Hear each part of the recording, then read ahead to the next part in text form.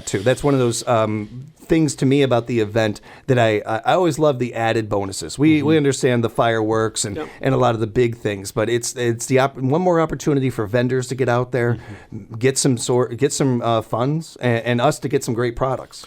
Yeah, and everybody can socialize and hang out and kind of celebrate what the day is to celebrate.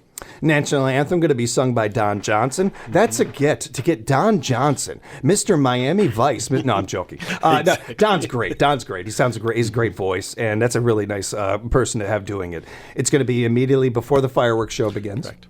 And as Mayor said, food, refreshments going to be down there. Do we know the vendors? Do we know any of the types of foods that are going to be down there yet? I haven't. I know they're registering in the clerk's office. Okay. I haven't gone down to look at that list, but I'm sure all the ones that have been there in the past we'll see again, and hopefully I'm pretty sure there's a few new ones. Yeah. And yeah. It's another very similar to Cranberry Blossom Fest. This fireworks display, like a lot of towns, it's another opportunity to bring the town together for you to see people maybe you don't always see. But another great opportunity to promote these vendors, to promote these food companies, and that are in our area, in our neighborhood, and also support local. Absolutely. The Wisconsin Rapid City Band going to be performing outside of the Centralia Center at 223rd Avenue South from 7 to 8. They're going to be joining us in the next segment. Excellent. We're looking forward to talking about this, but I love this city band. They do such a great job every year, and I like that they're a part of the event. Absolutely. Yeah, I think they've been a part of the event for quite a while. Yes, yeah. If you're planning to attend this event, we got a couple of things for you to consider. No tarps, blankets, or chairs may be placed on the riverbank or at any city park before 6 a.m. on July 4th. Any article placed before 6 a.m. is going to be removed. Do not place blankets over plantings or mulch or anything. I never see this as a huge issue, but it's something that we do got to remind people about. Yeah, years ago they used to show up several days, and so now we don't. There's a couple $1 million investment in the riverfront, so the longer the tarps are down, we don't want to kill the grass. We don't want to. Yeah.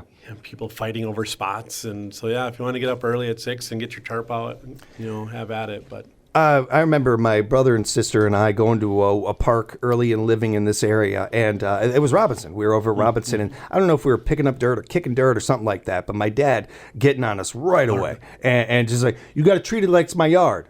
And my dad takes very good care of his yard. You would not treat my dad. So you'd treat it like it's a brand new sofa. Like he should put that plastic stuff on the yard. Like that's how my father is about his yard. So it's very similar to what we talk about also with the library. When you're renting these things, they're not yours. You don't own them. Treat them with respect. Treat our parks the same way, and treat these the area here that we're getting in. Take this 4th of July in and with some respect. Yeah, there's a large amount of tax dollars that have been put into it, and I think it's just a responsibility to, if we can take care of it, it's less we have to put into it to fix it, maintain it, and it's better for all of us. We can use that money elsewhere. I was just going to say, those tax dollars can go into other things. It benefits everybody. Correct. No parking will be allowed on 2nd Street South between East Jackson Street and Meade Street from 6 a.m. on July 4th through the conclusion of the event. Again, we are pretty used to that, and we just even got a precursor with Cranberry Blossom Fest and everything. Yeah. The city does a really good job with this. I wanted to commend Kyle, the whole team over there, all your whole staff, because I know it takes many hands to coordinate this stuff. I go through on one side of town and to the other almost every day. I got to go through A Street, all this stuff, and I'm always blown away when we have these events that take up a certain road that we use every day, and we're able to get around it with no issues. A tip of the hat to everybody over there. Yeah, we kind of adapt, but we started a meeting a couple months ago. Making sure everything's getting set up internally, and all the I's are dotted and T's are crossed, and so we planned this several months ago. No traffic will be allowed on West Grand Avenue between 2nd Street and 3rd Street. Keep that in mind. Parking spaces designated for individuals with disabilities will be available at the Moravian Church on Goggin Street and the First Congressional Church on Maple Street in their parking lot. A big thank you to both of those organizations hosting this and letting people park over there. We appreciate them doing that. For boaters, I did want to touch on this one. There will be a safety zone established dependent on the weather conditions, which will be set and monitored by boat patrols. This will protect boaters from being in an area where fallout from display could strike a person or boat and potentially cause injury or a fire or explosion. Not so much in our area, but every year you hear nationally about, bad stories from fireworks or these things. Let's not get on the national map with something like this. Let's go ahead and be safe out there and enjoy ourselves. Yeah, it's the DNR, and I'm pretty sure mainly DNR will be out there, and I think the fire department will have their boat. But yeah, they set up that zone, and then also part of the rules are we have to use the size mortars that we want to use. There has to be a designated size of a zone by a certain distance, and so we have to maintain that so we can shoot off the bigger displays. Yeah. Now, I also want everybody to keep in mind this fireworks show relies on donations from citizens and businesses. We greatly, first off, appreciate everybody that has put into this so that we can even have a fireworks show. But I want to encourage other people to, be able to donate if you can and put into this if you can. You're putting back into your city. You're putting back into something that promotes our area, brings people to our area, helps bring the economy up, all of those things. If you want to be a part of this, you can go to wirapids.org/donate, wirapids.org/donate. Otherwise, you can contact their finance department at 421-8233. That's 421-8233. Thank you very much to everybody that does and has already donated. It's a fun event, and I know that in years past we've had kids get involved with this so that to help with the fundraising. We've had a couple of different ways of doing this. It's city funded, it's city donated, and I think that that's really cool in a sense because it's us who are enjoying this. Mm-hmm. It's not that different than spending a little money so that you can enjoy an event or go to a concert or something like that. Yeah, I agree. We all pay taxes, and it's nice when some of those dollars can be used for a benefit that we can all enjoy and take part in. I want to talk a little bit about the weather. If weather goes south on us, which can happen in Wisconsin. I've heard this before. I don't know. On occasion. And quickly. You go ahead and keep a listen to here at WFHR, stations like ours, places like ours. Wisconsin Rapids Community Media would also, I would say Facebook is a great place to go. City Facebook page. Yeah. Do we have an alternate date, an alternate time if that isn't the case? Because I'm seeing here Wednesday, July 5th. Correct. It's the next day. Yeah. So a notice would immediately be released on the following, media outlets, like, as I mentioned, the City of Wisconsin Rapids Facebook page, the Wisconsin Rapids Community Media website as well, Solaris Channel 3, Charter 985, and Nixle.com is another website you can go to for text alerts. Also, regarding the possession and sale and the use of fireworks, if you don't mind us getting into that a little bit. Yeah, I could try to answer some of those because it always comes up every year, and I know when I was the clerk, we spent time discussing that too. And this is one of those ones too where I would say I feel pretty confident saying 90% of the audience, maybe even more than that, know how to handle this stuff, know how to deal with these things, and have their when they're going to do their own little fireworks display, they're going to do it at a reasonable time, and they're going to be smart about it. I would like to add to that's all well and good, and that's something you should do. Know your neighbors too. Find out if they got dogs. Find out if there's a vet that lives in your neighborhood or something, and find out if they have an issue with these things. The 4th of July it's not in the Bill of Rights that you have to use fireworks in order to celebrate the 4th of July. Like I'm lost on this one because I got burnt out of fireworks. That's not a pun. I didn't mean to make that. You don't look burnt. Yeah, as a kid, I kind of got it. It was enough to me and everything. But I love the event. I love the community coming together. I love celebrating the 4th. I'm one of the biggest homers you're going to find. USA. But the knucklehead part of this, where you've got people lighting off fireworks at 1 a.m, or you have people that don't take any consideration for animals, for our veterans. There's ordinances. There's things. It's not just me here jumping on a soapbox. There's actual laws in place for this. Yeah, I think, the problem comes in is I think everybody kind of accepts the 4th of July. There's going to be fireworks. And, if everybody would contain it to the 4th, there would probably be less problems. But it's when they start a week before and they're going off at midnight, 1, 2 in the morning, that's when, by the time the 4th comes, people are pretty much had enough. And, if you could contain it to the 4th, there's probably a lot less problems. But, if it's going to be before the 4th, neighbors call. It's just notorious that people start calling when it gets to be late at night. Take into consideration others, and remember, a big part of celebrating the 4th of July is celebrating your neighbors, celebrating fellow Americans. It's celebrating our country. It is not an individual celebration. It can have individual feelings and meanings, certainly, but it is not just about you. It is about celebrating what we've got here, this amazing country that we have. Yeah, so keep it to the 4th, and there's a whole lot less issues then. Yeah, and I like the idea of the build-up to it too. Mm-hmm. I like the idea. It's very tempting to get those fireworks. I've been in this position too, where you want to celebrate and you want to go ahead and light them off. And I've been 21. I know what it is like to want to celebrate all night long and doing these things. Got to keep it in the consideration. Those of us that can't do that anymore. Yes, I hear you. Yes. But yeah, it's the bar time. Like, hey, let's go light off fireworks, and that usually gets neighborhoods and people pretty riled up. And those of us that can't make it that late anymore. We're speaking with Wisconsin Rapids Mayor Shane Blaser. And Mayor, I know recently there was some conversation about city council adjustments to committees and meetings. What took place with that? What's the conversation? So yeah, on Monday there was a committee of the whole meeting made up of the council members, and they had discussed the potential of going down to, or having 2 council meetings a month and kind of eliminating standing committees. And there's a lot of confusion, a lot of questions, which is more than fair. A standing committee is considered a public works, finance, and human resource committee because they're made up of council members.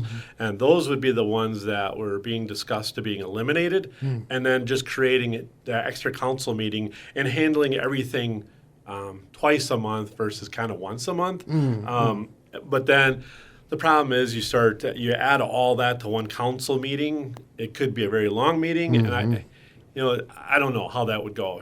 I think you kind of get after several hours. I could see people like, all right, let's just pass this stuff and get going. Yeah. If there's public there waiting to speak, I struggle with that because that's not really.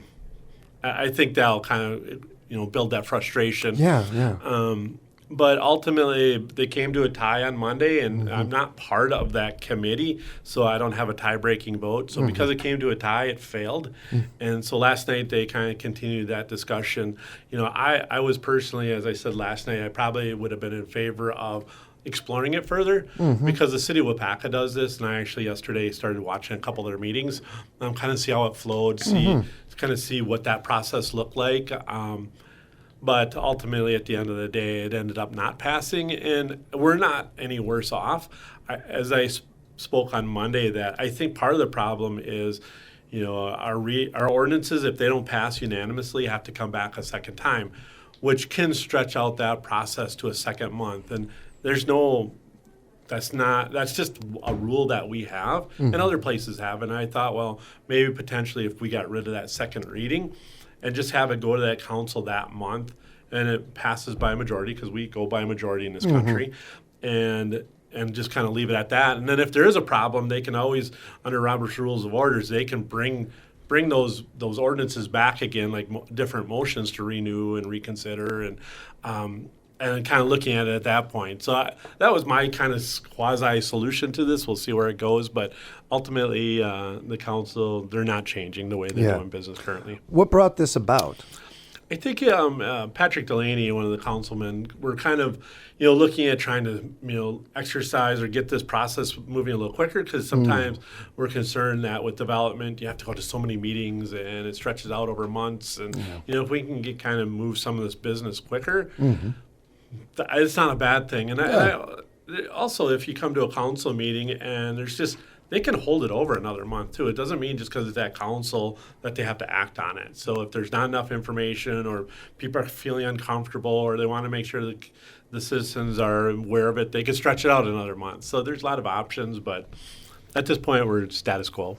Yeah, and as a side note, always encourage people to check out these meetings. They're available for you. Go to Wisconsin Rapids Community Media's YouTube page. You can find them all right there for you and keep up to date on everything that is going on in your community. They also pump them out live on Facebook. Yeah. I know a lot of people kind of, they take a moment and they watch and kind of move on. But we do get visitors there. It's a good idea. And it's a way to not only stay informed, but to know what's going on in your zip code, what's going on in your area. Yeah, a person spoke last night. I don't know if he really totally understood the process, but, people don't understand really sometimes government, but I was talking last night after the meeting that, our local government, no matter where you're at, is probably the easiest form of government. I don't know if anybody's watched any state and federal legislators in action. Now that can get confusing, but locally I think it's pretty straightforward. If you have questions or comments or concerns, reach out to your alderman. Just start with your alderman, and they can kind of help you guide through the process. I spend my days returning phone calls with people that don't know where to go, don't know how to handle a situation, and we'll work through it together. Because you can go to your government during your civics classes, but trying to figure this process out, you need help, and it's confusing, especially people that are in a daily basis. But we're here to help. Yeah. Oh, we got to give each other some grace. Mm-hmm. We talk about this all the time. Mm-hmm. We're way too quick to anger, way too quick to complain. You look at the comments section of most things in life, and it's never, "Hey, great job." It's always blah blah blah blah blah. It's barking, and it's we've gotten to a point in society where the majority of people are like, enough. Like there's plenty of times in life to call that card, to play the anger card, to play the negative card or whatever. You don't have to make up reasons. Life will give you reasons to do this. You don't have to go choose your battles wisely. Don't be so quick to anger. If you have a concern, you're an American citizen. You have every right to voice that concern. Do a little homework. Do be so quick to blah, blah, blah, you're doing this wrong. Well, did you look into it? Do you understand how our government works? Are you complaining even to the right person? That's something that I run into a lot with Sheriff Becker, where there's a lot of that where that's not my field. I don't even take care of that county. I can't help you here. Just because I have a badge doesn't mean I can help you. It's understanding this going forward is for your benefit out there. It is for you to know these things that is really helpful. Yeah, we just have platforms now where people can hide behind a keyboard. And it's easy to make comments on Facebook or whatever platform you're at. But, it's a struggle because a lot of people, and there are people out there which, I absolutely respect the people that are willing to look in the eyes and tell you what they think. But there's a lot of people that just hide behind a keyboard and just spew it out there, and that does no good. You show what you're saying if it means something to you. If I see somebody just putting a comment on the end of an article or something like that, and that's all they do, well, that person didn't really care that deeply about that particular issue or whatever. That's how it comes across to me and to 99% of the audience out there. You actually take the time and you reach out to an alderman or our mayor or somebody like that. That goes a lot farther. You're going to actually be heard. And it's about that. Do you want to bark or do you want to be heard? It comes down to a lot of that. And people do reach out, and so it's like, people that don't reach out need to realize that people reach out. Aldermen work through these processes. Aldermen call me like, "Hey, I've got this situation," and one of my constituents called me, and we work through it. We figure it out, and we help them go through the process. If there is a process, or sometimes, as somebody reached out to me about some parking issues around a school, and so I got it on the agenda for them next month to try to get some 2-hour parking during school days, and we're going to move it forward. It was that simple. It started with an email, and within a month, it's going to be on the committee, and we're going to talk about it. Like you said, with local government, you can really get things done when you have these ideas, when you actually put a little time and effort and energy into it, some thoughts, some brains into it, and you're like, "Hey, I think this should happen," and reaching out. And it's not that deep of a process, like the mayor was just explaining to you. I would think that people would even more be encouraged with local government to be straightforward, to be, have a real conversation, not just barking, two dogs barking at each other. Right, and it's easy to get caught into that. I had a situation where a person was contacting me because they were really mad about A Street being closed. And it was like they were adamant and they were pretty frustrated, but realistically, they were the only one complaining. So how much value does that one person have versus the thousands of people that aren't complaining? So it's all about putting in perspective too sometimes. It's something that in your position, I know that you've either had to learn to do or maybe you learned in other fields, but the weighing the one over the mass, right, and how best to do that, or when is it, okay, I'm hearing from enough people, this is something we should do that is better for them. I can't imagine what that balance is like. That it seems like a skill that you got to learn every day almost. Well, yeah, because it's easy to kind of listen to that one and kind of like champion that one cause, but really is it best for the many? And that one person isn't always going to be happy, but it's really about the many and not the one. Construction update. How are things rolling as far as that? Everything on schedule? Yeah, so they're told recently that Oak Street's been a big project this year. It's long. They're ahead of schedule. They're moving right along. Nice weather really helps. They've got some curb and gutter in portion of it, and asphalting will be next as they continue moving east to 16th Street. And so then there's a few other little projects that are going to kind of wrap in here and it's kind of finish up the year then. That roundabout in the area over by the city hall, I know it was done last year, but I can't drive it and not think of how nice it is. How nice that whole area has really coming about with the Y over there and everything. It's really coming together nice. It's kind of amazing because, people usually complain about roundabouts. I have heard so much positive about West Jackson over there in the roundabout. I know people that will avoid other ways, going down the expressway to take Jackson instead. Yeah, I'm one of them. I do that. I've never really kind of drove through there, but after it was done, I find myself driving more through there and maybe continuing up to High and 34 and getting out of town that way. But yeah, there's been so much positive responses to that. A big thank you to all those workers out there, to the schedulers. Keep up the great work. And please, everybody, keep an eye out for our workers out there. They're doing work that is so hard and so difficult. We know how hot it is out there that they're doing this stuff. Don't make them worry about traffic. Don't make them worry about you. Yeah, because, that's the last thing you want to do is hit a worker. And they're just trying to do their job and kind of move on with life. Yeah. The paper mill, we can't get together and not bring up the paper mill, and I say the same thing to Representative Krug. But talking with Representative Krug just a couple of weeks ago, didn't really have any updates on this, and I think that we're getting to a point here where we kind of have to almost be surprised if we do get an update from this company. Yeah, it's always a struggle. I've talked with federal legislators. Apparently it's, at least I'm being told, it's actively being marketed to be sold, and all we can do is hope that it will be sold. Yeah. And so the city's working with Van de Waal and Associates for a redevelopment project down there. Obviously, whoever owns the property gets to decide what they do with it, but should they come to the city and say, hey, what are some ideas? We're going to hopefully have a document that they can work off of.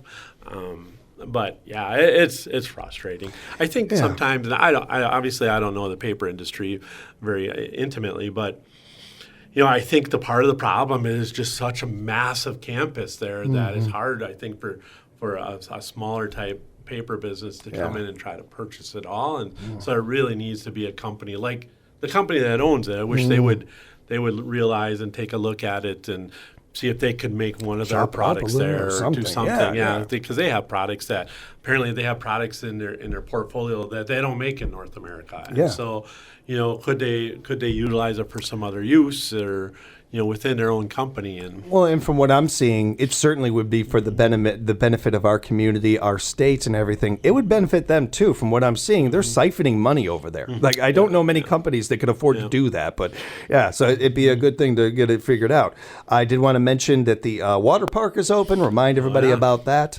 It's fun, good time. I can't drive past there and not enjoy the sounds and the kids and the music and everything. Encourage people to check out the water park. Absolutely. Yeah, it's going well. Very few closures.